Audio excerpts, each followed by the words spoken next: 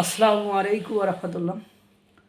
পুরো ভারতবর্ষের লোক পাকিস্তানের ব্যক্তিদেরকে গরু মনে শুধু হাসাহাসি শুরু করেছে যে এরা গরু, এদের বোধ বুদ্ধি বিবেক বলে কিছু নেই।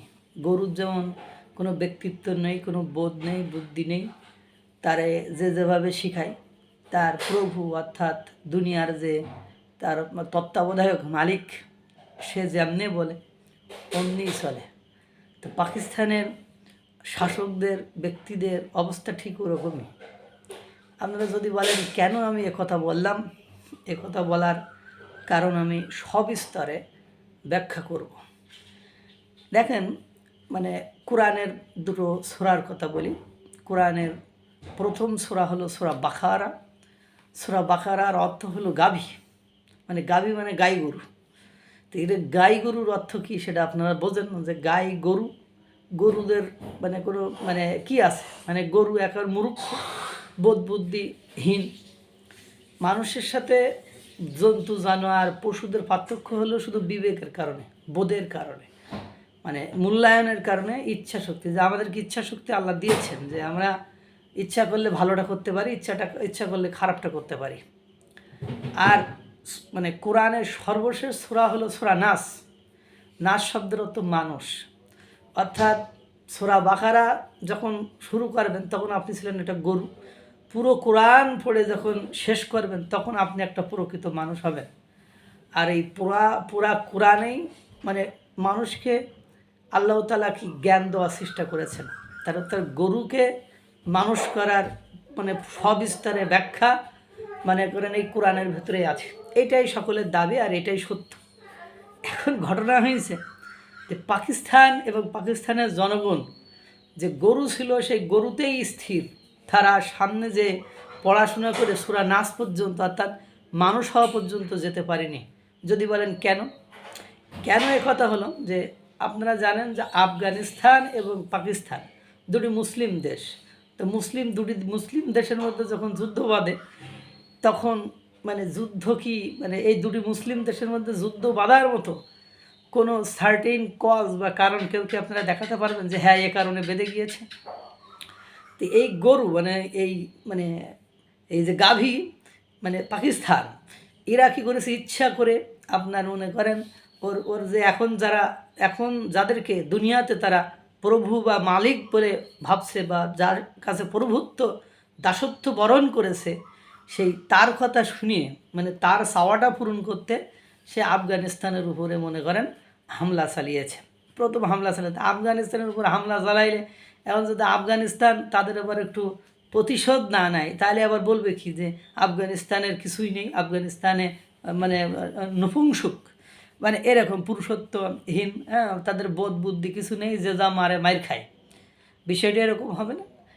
এখন ঘটনা হয়েছে যে এই যখন যুদ্ধ দুই দেশ বাঁধিয়ে দিয়েছে, যখন চরম আকার ধারণ করেছে, শত শত মানুষের জীবন নাশ হয়েছে, প্রাণ চলে গিয়েছে, এক পর্যায়ে যে পাকিস্তান থেকে বলতে থাকলো যে আফগানিস্তানের এত সাহস হতো না যদি ভারত সাহায্য না করত। আফগানিস্তান কখনোই পাকিস্তানের উপরে হামলা করতো না যদি ভারত তাকে সাহায্য না করতো, ভারত যদি ইন্ধন না দিত, ভারত যদি তাদের শক্তি সামর্থ্য যোগাইতো। তা গরু মার্কা গরু যে ভারত সাহায্য করবে এইটাই তো স্বাভাবিক, না করাটা তো অস্বাভাবিক। যে কিন্তু গরু তুমি যে মানুষ হয়েছ সে প্রমাণ তো তুমি রাখতে পারো নাই। তুমি যদি মানুষ হইতা তাহলে তোমার মুসলিম ভাই যে আফগানিস্তান, তুমি তো বুঝতে পারতেছো যে আমি যদি আফগানিস্তানে হামলা জানাই তাহলে ভারত কি করবে, ভারত আফগানিস্তানকে সহায়তা করবে, এটা স্বাভাবিক জিনিস। কারণ তুমি যদি আফগানিস্তানকে দখল করে নাও তা আফগানিস্তানের সাথে ভারতের যে সম্পর্ক, যে ব্যবসা বাণিজ্য, তাদেরকে যে সাহায্য সহযোগিতা করে, তাদের দেশে যে সংখ্যালঘুরা আছে, এই সবগুলো তো নির্যাতনের শিকার হবে। তুমি তখন কী করবা, আফগানিস্তান, পাকিস্তান, বাংলাদেশ থেকে ভারতকে কী করবা, ঠেসে ধরার চেষ্টা করবা। তো তুমি ভুল করলে তোমার ভুলের মাসুল তো তোমাকে দিতেই হবে। তুমি যে এখনও গরুই আছো, যে মুসলমান দেশ, আফগানিস্তান একটা মুসলিম কান্ট্রি, শরিয়া আইনের দেশ, তাকে সে আমার ভাই, সে আমার মুসলিমানরা একই অঙ্গের দেহ, মানে একই অঙ্গের লোক, একই দেহের লোক, তাহলে তুমি একই অঙ্গকে তুমি যে কাটতেছো, তা কাটতে তো সহায়তা তো করবেই ভারত, এটাই তো স্বাভাবিক। আমি হলেও তো তাই করতাম। তুমি পাকিস্তান তোমার কাছে যদি সাহায্য চাইতো, তো তুমি তো একই কাজ করতা। যে কথা হলো, তোমার মানে প্রতিবেশী দেশগুলো যদি তোমার গোলামি বা দাসত্ব স্বীকার করে, তোমার জন্য সুবিধা। হ্যাঁ, তাই না? যে তুমি তাহলে আমি চতুর্দিক থেকে আমি পাকিস্তান আফগান মানে ভারতকে কোণঠাসা করে রাখবো, তাকে মানে ছোট করব, তাকে দমন করব, তাকে পীড়ন করব, তার সাথে তোমার বৈরিতার সম্পর্ক। তা তুমি যখন তোমার ভাইকে তুমি যখন নির্যাতন করবা, তখন তারা যদি তার কাছে সাহায্য চায়, তাহলে কি তার সাহায্য দেওয়াটা তো তখন বাধ্য হয়ে গেছে, তাদের এটা মৌলিক নৈতিক দায়িত্ব হয়ে পড়েছে। সবচেয়ে বড় কথা হলো, তুমি যে গরু থেকে সেই সূরা বাকারায় পড়ে আসো, সামনের দিকে আগায় তুমি সূরা নাস হতে পারোনি, অর্থাৎ মানুষ হতে পারোনি, সেটার সবচেয়ে বড় দালিলিক প্রমাণ হলো যে তুমি এক মুসলমান দেশে আর একটা মুসলমান দেশের সাথে যুদ্ধ বাঁধিয়েছো, এবং দিন শেষে যে যখন পরাস্ত হচ্ছ, ক্ষমতার সাথে টিকে থাকতে পারতেছো না, তোমার মনে করেন সেই অস্তিত্ব রক্ষা করতে পারতেছো না, তখন তুমি সুন্দর করে বলতেছো যে ভারত হলো ইন্ধন দেশে, ভারতের উস্কানি, ভারতের মানে সাহায্য সহযোগিতায় আফগানিস্তান সাহস পাচ্ছে আমাদের উপর হামলা করা। তা তুমি তার উপরে হামলা করেছো, কার শক্তিতে হামলা করেছো? তুমি তো এই মার্কিন যুক্তরাষ্ট্র, পাকিস্তান যারা বাগরাম ঘাঁটি চায়, আফগানিস্তানের বাগরাম ঘাঁটিকে আবার দখল করে নিতে চায়, তুমি মানে তাকে সাহায্য করার জন্য তুমি হামলা চালিয়েছো।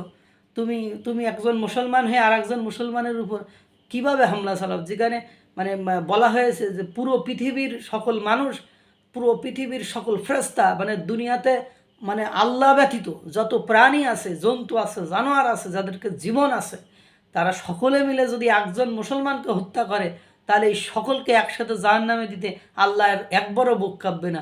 তুমি গরু মার্কা মুসলমান হয়ে তুমি আর একটা মুসলিম কান্ট্রির উপর আক্রমণ করছো কেন? তুমি তো বুঝতে পারছো যে এখানে আক্রমণ করলে ভারত তাদেরকে সাহায্য করবে, তাহলে তুমি তার সাথে সমঝোতা করতা। ধৈর্যের, পুরো কোরআন জুড়ে ধৈর্যের কথা, ক্ষমার কথা, এগুলোর কথাই বলা হয়েছে। তুমি ধৈর্য ধারণ করনি, তুমি ক্ষমা করনি, তুমি বিচক্ষণতার সাথে তুমি তাদের সাথে বসুনি, তাদের সাথে আলোচনা করনি, না করে তোমার আবার মধ্যস্থতা করেছে সৌদি আরব, ইরান এবং কাতার মধ্যস্থতা করেছে যে ভাই তোরা মুসলমানরা মারামারি করে মরিস না। তারপরেও তুমি যুদ্ধের সেই সীমা, সেই যুদ্ধবিরতির মানে সেই চুক্তি ভঙ্গ করে আগে হামলা করেছো। যখন তুমি দেখো যে তোমার নানির খেতে আগুন লেগে গিয়েছে, তুমি তখন পারতেছো না, তখন তুমি কি করেছো?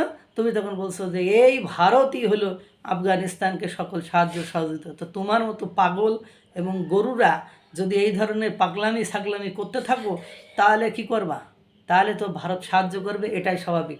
আল্লাহ তাআলা সকলকে ভালো রাখুক, সুস্থ রাখুক। আসসালামু আলাইকুম ওয়া রাহমাতুল্লাহ।